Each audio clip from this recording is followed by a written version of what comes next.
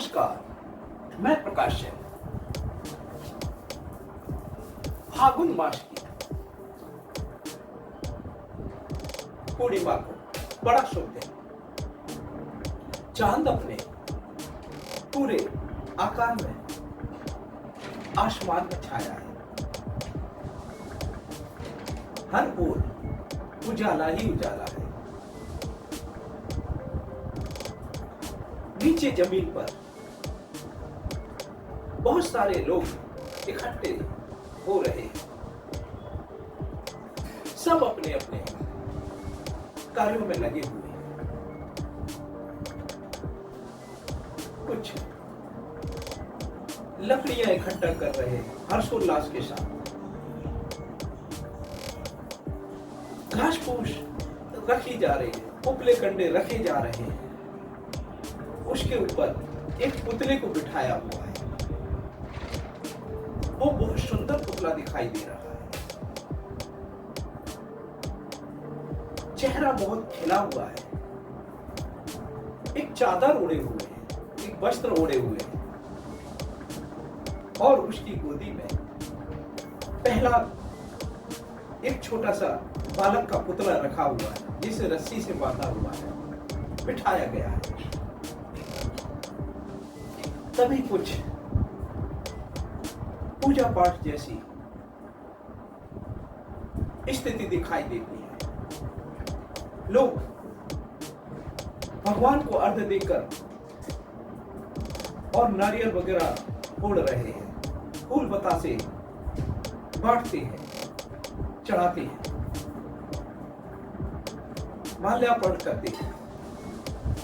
तभी उस लकड़ियों के ढेर पे आग लगाई जाती है, आग प्रज्वलित की जाती है।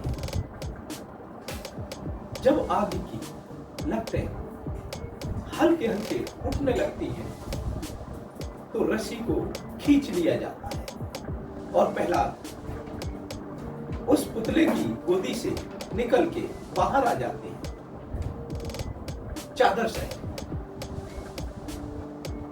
तभी जो पुतला बैठा हुआ है वो उस आग में जलने लगता है।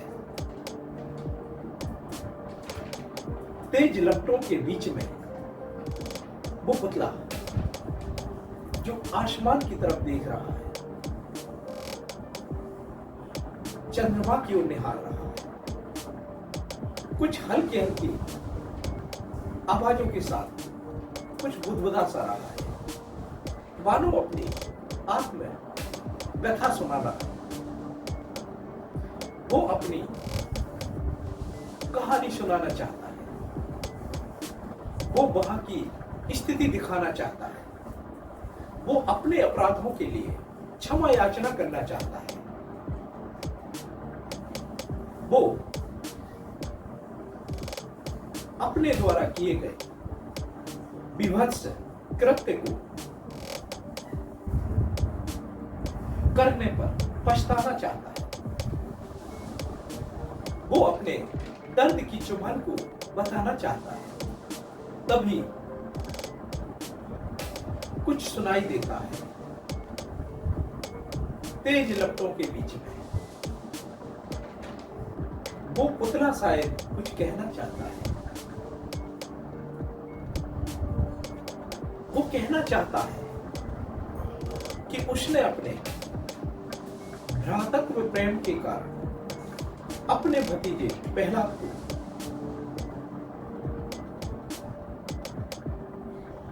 हिरण्यकश्यप के कहने पर प्रहलाद को अपने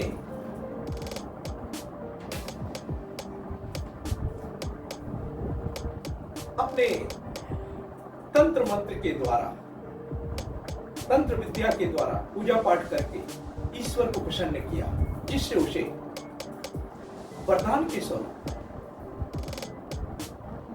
उसे एक वस्त्र मिला था, जिसे ओढ़कर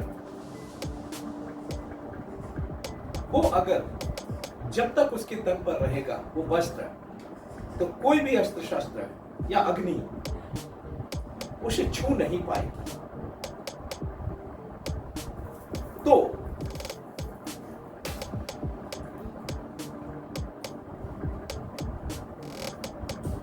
उसकी इस शक्ति के बारे में जब हिरण्यकश्यप को पता चला तो उसने अपने पुत्र की ईश्वर के प्रति आस्था को मिटाने के लिए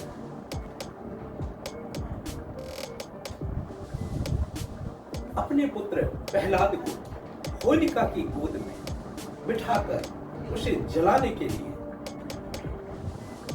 होलिका से याचना की। तो होलिका उसे लेकर आग में बैठ गई, पर नियति को तो कुछ और ही पसंद था।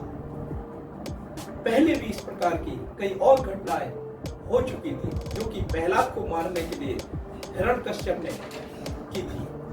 कभी पहाड़ों से फेंका गया, कभी विष दिया गया, पर विधाता ने उसे विष को आत्मसात करके चट्टानों को रुई में बदल दिया, गद्दे बना दिए, जिससे उसे खरोच तक नहीं आए और विष को अपने इसमें आत्मसात कर लिया।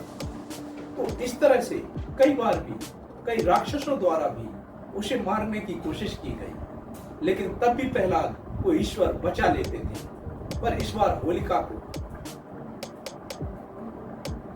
यह कार्य सौंपा गया अपनी आसुरी शक्ति के कारण धर्म को मिटाने के लिए। होलिका को प्रहलाद को लेकर आग में बैठने के लिए आदेश दिया गया। जब होलिका प्रहलाद को लेकर आग में बैठी तो प्रहलाद को ईश्वर ने खींच लिया और प्रहलाद के साथ उसकी चादर भी बाहर आ गई और होलिका आग में जलने लगी। तो इस तरह वो पुतला अपनी कहानी सुनाते सुनाते आंसुओं में भीगा हुआ मौन हो गया। वो पूरा राख हो चुका था। इस तरह से अपने द्वारा किए गए इस कृत्य को, दुष्परिणाम को उसने खुद भोगा और पहला सुरक्षित बाहर आ गया। तो इस तरह से होलिका दहन मनाया जाता है। धर्म की रक्षा के लिए लोग तो रंग गुलाल खेलते हुए ही अच्छे लगते हैं। रंग गुलाल के साथ खुशियां मनानी चाहिए, एक दूसरे के प्रति सम्मान करना चाहिए, बड़ों के पैर छूना चाहिए, छोटों को आशीर्वाद देना चाहिए, माताओं बहनों को सबका सम्मान करना चाहिए। तो इस प्रकार आजकल तो लोग केमिकल, कीचड़, मर्डर, शराब, पता नहीं क्या क्या लोगों पर कीचड़ मत डाल के लोग इस तरह से एक दूसरे के प्रति दुश्मनी निकालते हैं, जो कि प्राकृतिक अपराध है। जो केमिकल डालते हैं, अपनी दुश्मनी का बदला निकालते हैं। होलिका दहन अच्छाई की जीत है बुराई पर लोग तो खुद ही बुरे हो जाते हैं। तो इस तरह से बुरे ना होकर रंग और गुलाल के साथ होली मनाना ज्यादा अच्छा होता है, बहुत अच्छा होता है। तो हमें ऐसे कार्य नहीं करने चाहिए कि बुराई के साथ हम बुराई के साथ शामिल हो जाए, बल्कि अच्छाई के साथ अच्छाई के लिए शामिल होना चाहिए। जो इस घटना से हमें शिक्षित होना चाहिए, इससे हमें शिक्षा लेना चाहिए कि हम अपने और अपने परिवार, भाई बंधुओं को, समाज को, देश को, दुनिया को एक अच्छी दिशा में ले जाने का प्रयास करेंगे। और ऐसे जो कृत्य हैं, इनसे हमें कोसों दूर रहना चाहिए और ऐसे कार्य ना हो, इसके लिए हमें प्रयास करने चाहिए। शराब और मादक द्रव्यों का सेवन नहीं करना चाहिए, यह अपराध है। और साफ सुथरा त्योहार मनाना चाहिए। होली का त्योहार, खुशियां बात, खुशियां भरमार। धन्यवाद।